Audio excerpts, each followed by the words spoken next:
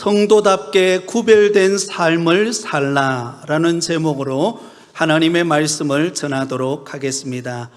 어느 마을에 아주 존경받는 노인 한 분이 계셨습니다. 그는 평생 정직하게 살아왔고 예수님을 믿는 신실한 믿음의 성도였습니다. 하루는 손자가 그 할아버지에게 찾아와서 묻습니다. 할아버지, 예수님을 믿는 사람들은 왜 남들과 다르게 살아야 하나요?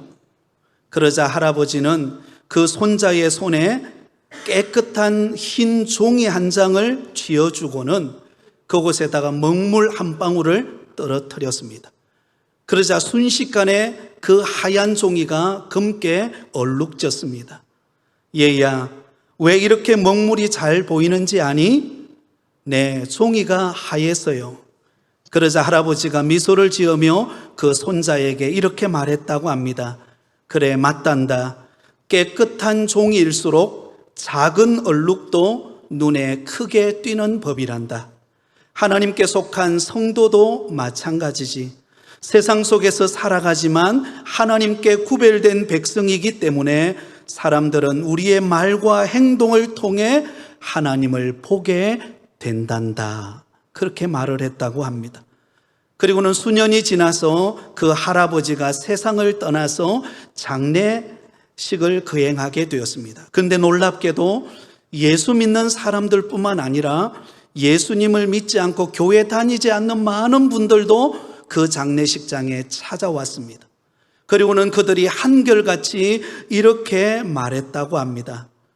우리는 그분의 설교를 들은 적이 없지만 그분의 삶을 통해 하나님이 어떤 분이신가를 보았습니다. 여러분, 이 할아버지는 진정한 성도다움을 나타내 보인 사람이었기 때문입니다. 저와 여러분은 예수 그리스도를 믿는 하나님의 택한 자녀요 성도인 줄 믿습니다. 그렇다면 우리의 삶 속에 성도다움이 나타나는 은혜가 있기를 예수님의 이름으로 축복합니다. 여러분, 세상이 어두울수록 빛이 더 선명하게 드러나듯이 이 세상이 아무리 악하다 할지라도 성도는 성도다움의 빛과 소금의 모습이 나타나야 하는 것입니다. 오늘 본문은 드디어 느헤미야서의 마지막 본문의 말씀입니다. 느헤미야 마지막 본문인 13장은 바로 느헤미야의 개혁 운동을 일으키는 내용들을 담고 있습니다. 여러분, 예루살렘 성벽이 기적적으로 52일 만에 완공되었습니다. 그리고 이스라엘 백성들은 언약을 갱신하며 신앙 공동체로 어느 정도 자리를 잡고 안정을 유지하게 되었습니다. 그런데 문제는 느헤미야가 잠시 페르시아에 돌아갔다가 다시 예루살렘으로 와 보니까 너무나 안타까운 현상들이 나타나고 있었습니다. 그것은 바로 순결하고 구별되어야 할 이스라엘 백성들이 세상과 타협해서 순수한 신앙을 잃어버리고 변질된 모습이 그들 가운데 나타나고 있었기 때문입니다. 사랑하는 여러분, 우리는 기억하실 수 있기를 바랍니다. 신앙의 위기는 외부의 공격보다도 내부의 타협으로부터 시작된다는 것입니다. 우리 내면의 순결함, 구별된 성도다움을 잃어버릴 때 신앙의 위기가 찾아오는 것입니다. 52일 만에 너무나 멋지게 성벽을 완공했습니다. 그러나 겉으로 볼 때 성벽은 완공되었지만 그들의 내면의 거룩함은 무너지고 있었습니다. 예배의 형식은 있었지만 그러나 하나님의 말씀대로 순종하여 구별되게 살아가는 삶은 서서히 무너지고 있었다는 것입니다. 그래서 느헤미야는 눈물을 머금고 마지막 개혁을 단행하는 이야기가 오늘 본문에 기록되어 있습니다. 그러면 오늘 본문의 핵심은 이겁니다. 성도는 성도다움이 있어야 한다. 한번 따라하겠습니다. 성도는 성도다움이 있어야 합니다. 네. 여러분, 성도가 성도답지 못하고, 목사가 목사답지 못하고, 장로님이 장로님답지 못하고, 권사님이 권사님답지 못한다면 세상의 웃음거리가 되고 말 것입니다. 그러나 성도의 성도다움이 나타나면 그곳에 하나님의 능력이 임하고, 하나님의 은혜가 임하고, 하나님이 주시는 복을 받는 삶이 되어질 줄 믿습니다. 자, 그렇다면 오늘 본문을 통하여 성도가 성도답게 사는 모습은 어떤 모습일까요? 구별된 성도다움의 삶은 어떤 삶일까요? 그 첫 번째는 바로 성도는 하나님께 예배드리는 거룩한 주일을 구별해야 한다라는 것입니다. 한번 따라하겠습니다. 성도는 거룩한 주일을 구별해야 합니다. 여러분, 성도의 성도다움의 출발은 어디서부터 시작합니까? 거룩한 주일을 지키는 것으로부터 시작됩니다. 오늘 본문 15절에서 22절까지의 내용을 보면 안식일과 관련된 문제를 다루고 있습니다. 느헤미야가 예루살렘으로 돌아왔을 때 가장 먼저 심각하게 드러났던 문제는 바로 안식일이 무너지고 있었다는 것입니다. 거룩한 날 성일로 안식일을 지키며 하나님을 만나고 하나님의 임재를 경험해야 될 유다 백성들이 안식일을 제대로 지키지 않고 안식일을 하나님 앞에 구별되어 지키지 않으므로 그들의 영적인 은혜가 무너지고 있었다는 것입니다. 15절입니다. 우리 15절을 같이 읽습니다. 그때에 내가 본즉 유다에서 어떤 사람이 안식일에 술터를 받고 곡식단을 나귀에 실어 운반하며 포도주와 포도와 무화과와 여러 가지 짐을 지고 안식일에 예루살렘에 들어와서 음식물을 팔기로 그날에 내가 경계하였고. 자, 여러분, 여기 보면 이스라엘 백성들이 거룩한 안식일을 구별하여 하나님 앞에 지켜야 하는데 그러지 못하고 안식일에 쉬지 않고 하나님을 예배하지 않고 장사하고 물건을 사고 파는 일이 일어나게 되었던 것입니다. 자, 안식일에 그들이 행했던 일들이 어떤 일들이었을까요? 구체적으로 보면 이렇습니다. 먼저 안식일에 그들은 술터를 밟았습니다. 술터를 밟았다라는 이 말은 이스라엘 백성들이 포도를 수확해가지고는 술터에 포도즙을 짜는 일을 행했다는 것입니다. 여러분, 포도를 수확해서 포도주를 짜는 것이 나쁜 것입니까? 아니에요. 지극히 정상적인 것입니다. 그런데 그 정상적인 일을 언제 행했다고요? 거룩하게 구별을 해야 하는 안식일에 그 일을 행했다는 것입니다. 안식일에 땀 흘리고 노동하는 일이 일어나게 되었다는 것입니다. 또한 곡식단을 나귀에 실어 운반하며 포도주와 포도와 무화과와 여러 가지 짐을 지고 예루살렘에 들어와서 음식물을 팔았습니다. 네. 여러분, 사고 파는 일이 다른 날에 평일에 이루어진 것이 아니라 거룩하게 구별하여 하나님 앞에 예배하고 지켜야 되는 안식일에 그 일이 이루어지게 되었다는 것입니다. 여러분, 그렇게 한 이유가 무엇일까요? 왜 이러한 일이 발생하게 되었을까요? 그들은 여러분, 안식일을 지키며 하나님 앞에 예배 드리는 것보다 자신의 육신적인 이익을 우선했기 때문입니다. 자신의 육신적인 이익과 욕심이 앞서다 보니까 거룩하게 구별하여 하나님 앞에 예배하고 하나님의 임재를 경험하고 하늘로부터 내려오는 신령한 은혜를 맛보며 안식을 누려야 할 거룩할 안식일을 오히려 육신의 그 욕심을 채우는데 분주한 시간을 보내다 보니까 진정한 안식의 의미를 잃어버리는 결과를 가져오게 되었습니다. 심지어 16절에 보면 두로 사람이 예루살렘에 살면서 안식일에 물고기와 각양 물건을 가져와서 유다 자손들에게 팔았습니다. 그래서 유다 자손들이 이방인들이 파는 그 물건들을 사고 파는 일이 여러분 언제 일어났다고요? 안식일에 일어났습니다. 거룩하게 구별되어야 할 안식일이 그저 평범한 날로 여러분 그렇게 변질되어지는 일들이 발생하게 된 것입니다. 그래서 이 모습을 지켜보았던 느헤미야는 단호한 개혁을 단행합니다. 백성들을 책망하고 성문을 닫고 상인들의 출입을 금지하고 안식일을 회복하는 데 힘을 모으게 됩니다. 그러면서 느헤미야가 이스라엘 백성들이 과거에 왜 그들이 여러분 포로로 끌려가고 재앙을 받는 결과가 나타나게 되었는가를 이렇게 말씀하고 있습니다. 자, 17절 18절을 보시기 바랍니다. 과거에 이스라엘 백성들이 왜 포로로 끌려가고 그 수모를 당한 이유가 무엇인가? 17절 18절입니다. 우리 같이 읽습니다. 내가 유다의 모든 귀인들을 꾸짖어 그들에게 이르기를 너희가 어찌 이 악을 행하여 안식일을 범하느냐? 너희 조상들이 이같이 행하지 아니하였느냐? 그래서 우리 하나님이 이 모든 재앙을 우리와 이 성읍에 내리신 것 아니냐? 그럼에도 불구하고 너희가 안식일을 범하여 진노가 이스라엘에게 더욱 심하게 임하도록 하는도다 하고, 여러분 느헤미야가 안식일을 지키지 않는 것을 책망하면서 과거 이스라엘 백성들의 역사 가운데 그들이 수모를 겪고 바벨론의 포로로 끌려가고 그 고통을 당했던 이유 중에 하나가 바로 거룩한 안식일을 구별하여 하나님 앞에 지키지 않는 것에 관하여 여기에 말씀하고 있는 것입니다.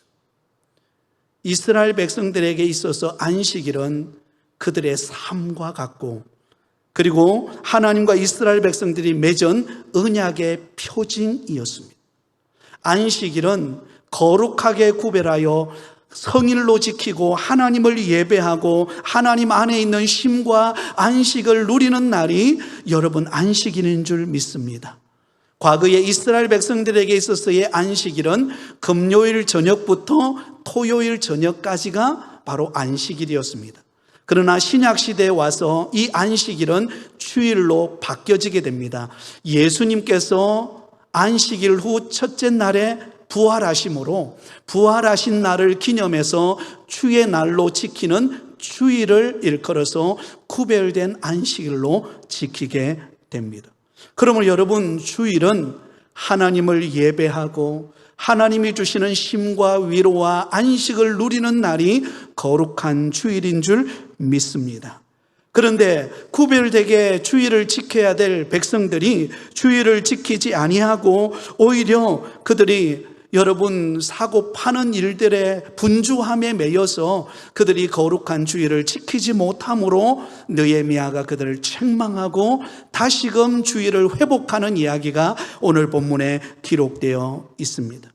자, 여기서 우리가 한 가지 생각해 볼 것은, 여러분 우리가 주일에 장사를 하면 잘 될까요, 안 될까요?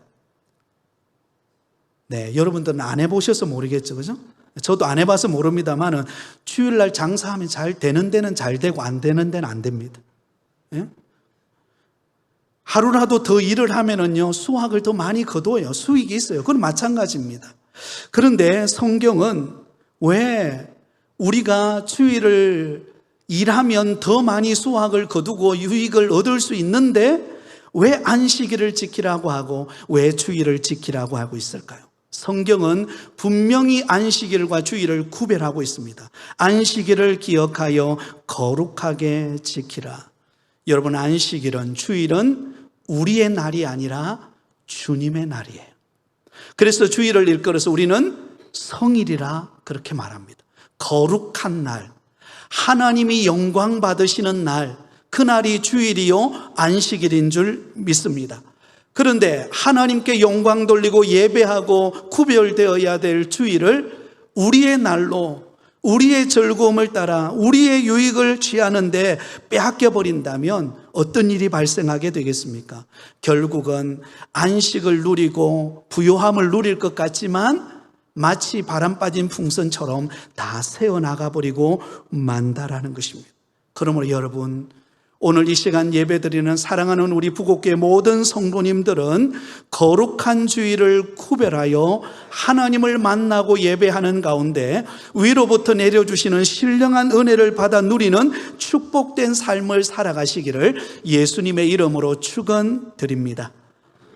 김진홍 목사님 여러분 아시죠? 김진홍 목사님이 개척할 때의 이야기입니다. 이제 교회를 개척하고 난 다음에 동네에 구경을 가게 되었다고 합니다. 근데 한참을 구경을 하다가 무당이 구슬하고 있더래요. 그래서 무당이 구슬하고 있는 것에 가서 어떻게 하나, 그리고는 서가 있는데 무당이 한참 구슬하다가 갑자기 멈추더니 이렇게 말하는 거예요. 혹시 이 자리에 예수 믿는 사람이 있으세요? 예수 믿는 사람이 있으면 좀 가주세요. 그러더래요. 그래서 김진호 목사님이 주위를 살펴보니까 자기밖에 예수님 믿는 사람이 없는 것 같아요. 그래서 아이고 나는 여기 가까운데 교회를 개척해서 동네가 어떤가 좀 살피러 왔는데 아이고 혹시 방해가 되었다면 죄송합니다.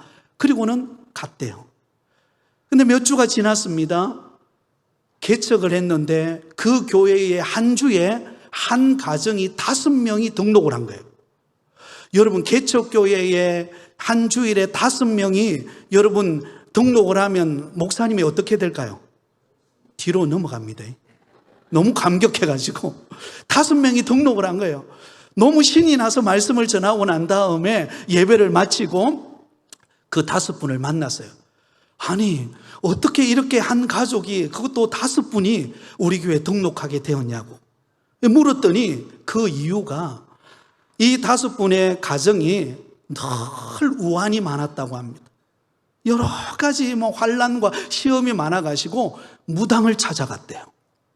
무당을 찾아갔는데 그 무당이 하는 말이 당신의 집의 우환은 구슬해서 되는 게 아니고 교회 가서 예배 드려야 된다고. 교회 나가서 예배 드리면 그 재앙이 떠나갈 것이라고. 그래서 내가 교회를 하나 소개시켜 주겠다고. 얼마 전에 여기 교회 개척을 한 분이 계시는데 그 교회 가서 예배를 드리라고. 그래서 찾아온 게 그 김진호 목사님 교회에 찾아와서 등록을 한 거예요. 여러분 너무 감사한 일이죠. 그래서 목사님의 마음에 그 무당이 너무 감사해가지고 언젠가는 좀 안부를 전해야 되겠다라고 한 달이 지나서 길을 가다가 세상에 그 무당을 만난 거예요.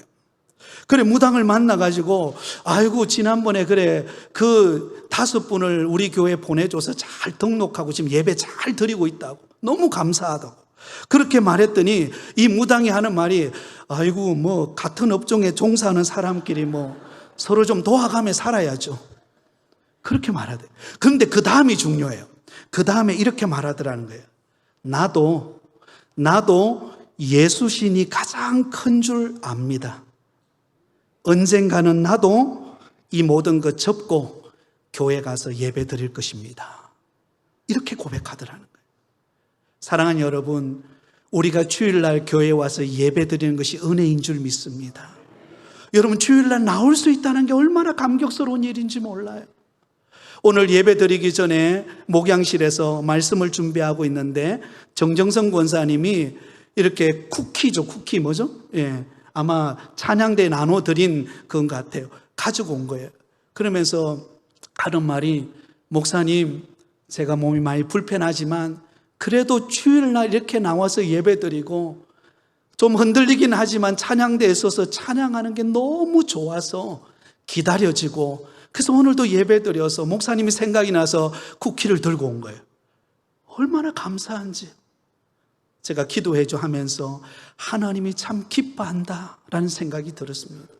사랑하는 여러분, 우리가 몸이 불편하면 주일날 교회 나올 수 있겠습니까? 우리 가정에 힘든 어려움을 겪어서 나올 수 없는 상황이라면 나올 수 있겠습니까? 오늘 주일날 교회에 나와서 예배 드릴 수 있는 게 하나님의 은혜인 줄 믿습니다. 그러면 여러분 주일은 주의 날이에요.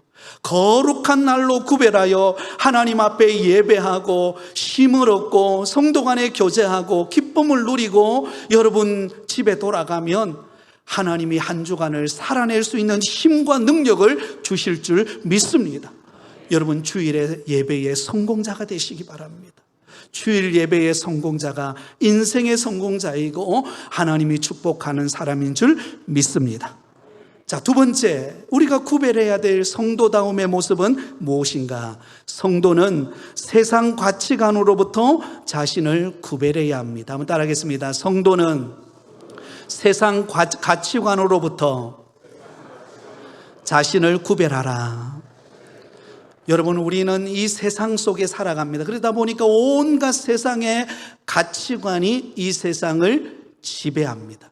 그러나 이 세상의 가치관이 지배하는 이 세상 속에 우리는 세상의 가치관을 따라가는 사람이 아니라 거룩하게 구별된 성도다움을 보이는 성도가 되기를 바랍니다. 오늘 본문 23절에서 27절까지 말씀을 보면 느헤미야가 발견한 두 번째 문제가 있었습니다. 두 번째 문제는 무엇이었는가? 거룩한 유다 백성들이 이방인과 혼인함으로 인하여 그 자손들이 신앙이 무너지는 것을 보면서 안타까워했다는 것입니다. 23절입니다. 23절을 같이 읽습니다. 그때에 내가 또 본적 유다 사람이 아스돗 암몬과 모압 여인을 맞아 아내로 삼았는데. 자, 여러분, 여기 보면 유다 백성들, 거룩한 하나님의 백성으로 구별된 백성으로 부름받은 유다 백성들이 어떤 여인들을 아내로 맞이했다고요? 아스돗, 암몬, 모압 여인을 아내로 맞이했다라는 것입니다. 문자적으로 보면 이게 큰 문제가 됩니까? 자기가 사랑하는 사람, 여인을 만나서 결혼하는 것, 크게 문제되는 것처럼 보이지 않습니다. 그런데 이게 왜 문제가 되는가? 그 다음에요. 여러분, 실제로 이들이 결혼을 해서 아이를 낳았습니다. 그런데 그 아이를 낳았는데 그 아이가 어떤 말을 쓰지를 못하게 되었다고요? 유다말, 히브리어를 쓰지 못하게 되었다는 거죠. 도리어 아스돗 말, 암몬 말, 그리고 모압 언어를 사용하게 되었다는 것입니다. 이게 왜 문제가 되는가? 여러분, 하나님의 말씀은 이 당시에 어떤 언어로 쓰여 있었습니까? 히브리어로 써 있었습니다. 히브리어로 써 있기 때문에 유다 백성들은 히브리어 율법을 펼쳐서 읽고 그 속에서 하나님을 만나고 그 말씀을 통해서 능력을 받고 그 말씀대로 살아감으로 믿음을 지켰습니다. 그런데 이방 여인과 결혼을 하고 난 다음에 그 다음에 태어나는 그 자녀들이 그 하나님의 말씀이 기록된 히브리어를 잃어버리고 이방 언어에 젖어서 하나님의 말씀을 잊어버리는 결과가 발생하게 된 것입니다. 그 결과는 뻔하죠. 그 결과는 그 후손들이 점점 신앙을 잃어버리고 세상의 가치관을 따라, 세상의 미혹을 따라, 세상의 유혹을 따라 살아가는 결과를 가져오게 되었다는 것입니다. 너무 안타까운 일이죠. 사랑하는 성도 여러분, 우리가 믿음으로 주님을 섬기고 그리고 우리 믿음의 자녀들이 그 신앙의 유산을 이어가는 것이 복인 줄 믿습니다. 그것처럼 아름다운 복이 없어요. 그것처럼 멋있는 인생이 없습니다. 그런데 안타깝게도 유다 백성들이 예루살렘 성벽을 완공하여서 하나님께 봉헌식을 드렸지만 그들의 신앙의 성벽은 무너지고 있었다는 것입니다. 다음 세대가 무너지고 다른 세대가 되어버리는 안타까운 결과가 찾아오게 된 것입니다. 그래서 느헤미야는 이 부분을 문제 삼는 것입니다. 그래서 이렇게 말씀합니다. 26절을 같이 읽습니다. 또 이르기를 옛적에 이스라엘 왕 솔로몬이 이 일로 범죄하지 아니하였느냐? 그는 많은 나라 중에 비길 왕이 없이 하나님의 사랑을 입은 자라. 하나님이 그를 왕으로 삼고 온 이스라엘을 다스리게 하셨으나 이방 여인이 그를 범죄하게 하였나니. 자, 여러분, 지금 다음 세대가 무너져가는 것을 보면서 느헤미야는 한 예를 듭니다. 그 예가 무엇인가? 솔로몬 왕에 대한 이야기입니다. 여러분, 우리가 잘 알듯이 솔로몬 왕은 지혜의 왕입니다. 그리고 여러분, 솔로몬 왕 때가 가장 왕성했던 부귀와 영화를 누리는 때였습니다. 그리고 하나님의 사랑을 입은 사람이었습니다. 그런데 안타깝게도 그런 은혜를 입은 솔로몬 왕이 여러분 누구를 사랑함으로? 이방 여인을 사랑함으로, 이방 여인이 섬기는 우상을 섬기고 세속의 가치관을 따라 그가 변질되어지기 시작할 때에 여러분 무너지고 말았다는 것입니다. 결국 솔로몬 왕이 이방 문화를 받아들임으로 인하여서 그 순수했던 다윗 왕의 신앙의 유산이 여러분 솔로몬 왕 때로 끝나버립니다. 그리고 그 다음에 그 나라가 이스라엘 둘로 쪼개지게 되는 것을 보게 됩니다. 그 이야기가 여러분 열왕기상 11장에 나와요. 솔로몬이 그 잘못된 세상의 가치관을 따라 이방 여인을 아내로 맞이함으로 이 결과가 왔다라는 이야기를 하고 있습니다. 열왕기상 11장 1절에서 3절을 우리 같이 읽겠습니다. 시작. 솔로몬 왕이 바로의 딸 외에 이방의 많은 여인을 사랑하였으니 곧 모압과 암몬과 에돔과 시돈과 헷 여인이라. 여호와께서 일찍이 이 여러 백성에게 대하여 이스라엘 자손에게 말씀하시기를 너희는 그들과 서로 통혼하지 말며 그들도 너희와 서로 통혼하게 하지 말라. 그들이 반드시 너희의 마음을 돌려 그들의 신들을 따르게 하리라 하셨으나 솔로몬이 그들을 사랑하였더라. 왕은 후궁이 700이요 첩이 300명이라. 그의 여인들이 왕의 마음을 돌아서게 하였더라. 여러분, 하나님께 사랑을 입고 지혜의 왕이요 부귀와 영화를 누리고 특별한 은혜를 입은 솔로몬 왕이 세상의 가치관을 따라 이방 여인들을 취하고 여러분 정략적 결혼을 통하여서 이방 나라들을 흡수하고 화목하려고 하는 세속적인 가치관을 따라 그가 행동함으로 말미암아 그 결과가 어떻게 됐는가? 여러분, 이 솔로몬 왕에는 무려 후궁이 700명, 첩이 300명, 모두 합하면 몇 명이에요? 1000명. 여러분, 1000명의 여인을 거느린 사람이 솔로몬 왕이에요. 한 명 감당하기도 힘든데 한 명 감당하. 여러분, 아내 그 마음 맞추기 어렵습니다. 쉽지 않아요. 1000명의 여인의 마음을 여러분 다스린다는 게 이게 쉽겠습니까? 그러다 보니까 그 여인들이 왕의 마음을 어떻게 해버렸다고요? 돌아서게 만들었다. 세속적인 가치관이 가져온 결과입니다. 사랑하는 성도 여러분, 성도는 성도다워야 할 줄 믿습니다. 여러분, 우리가 시골에서 농사를 지어보면요 깽이가 있고 삽이 있고 그리고 여러분 낫이 있습니다. 다 기능이 달라요.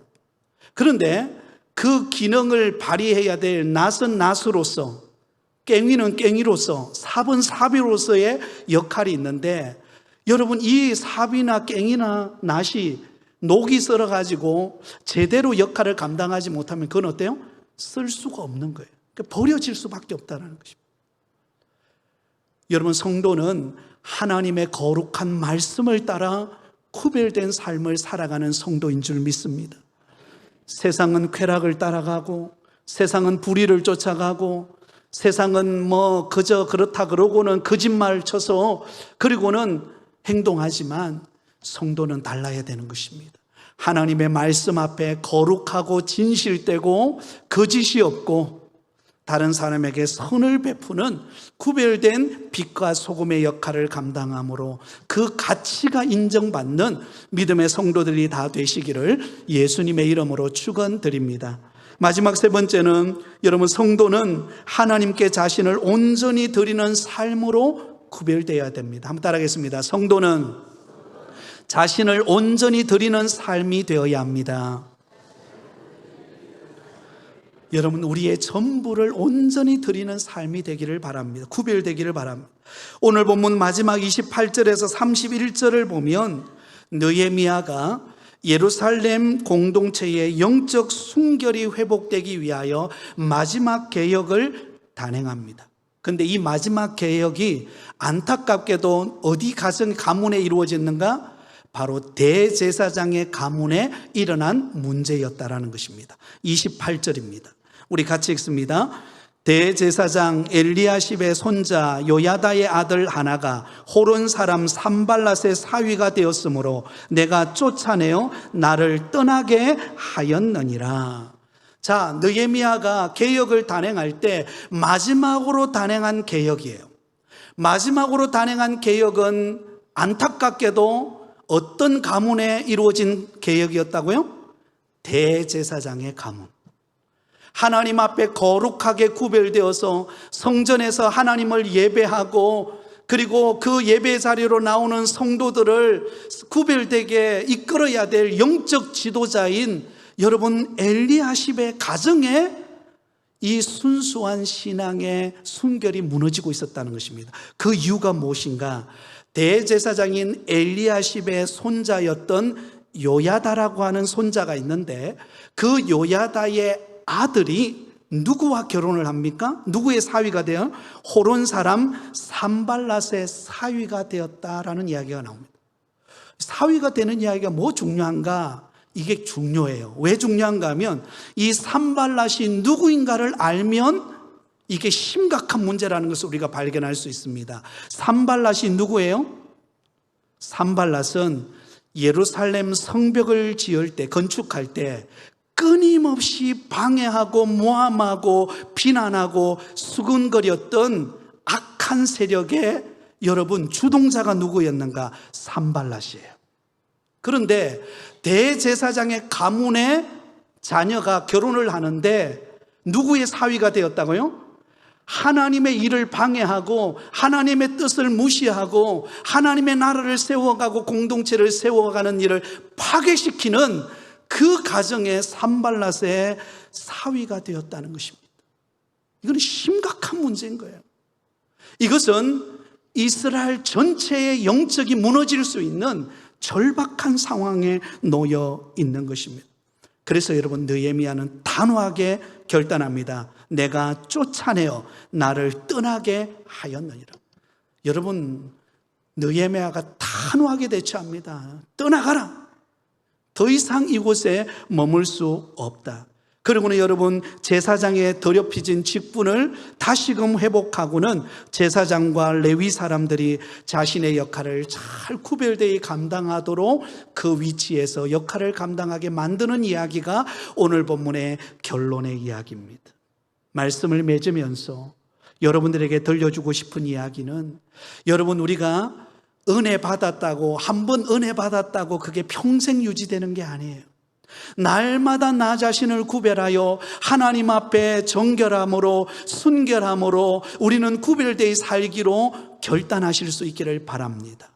여러분 그 아름다운 잔디밭을요 늘 가꾸어 주어야 됩니다. 늘 가꾸어 주지 않으면 그곳에 잡초가 생기고 나중에는 우거져서 그 잔디밭은 더 이상 쓸모없는 땅이 되어버리고 말듯이, 우리가 예수 믿고 구원받은 성도는 성도다움에 구별된 삶으로 우리를 관리하고 점검하고 세속에 물들지 않도록 하나님의 말씀 앞에 바로 섬으로 인하여 하나님과 사람 앞에 빛과 소금의 역할을 감당하는 성도다운 믿음의 삶을 살아가는 우리 부곡교회 모든 성도들이 다 되시기를 예수님의 이름으로 축원드립니다.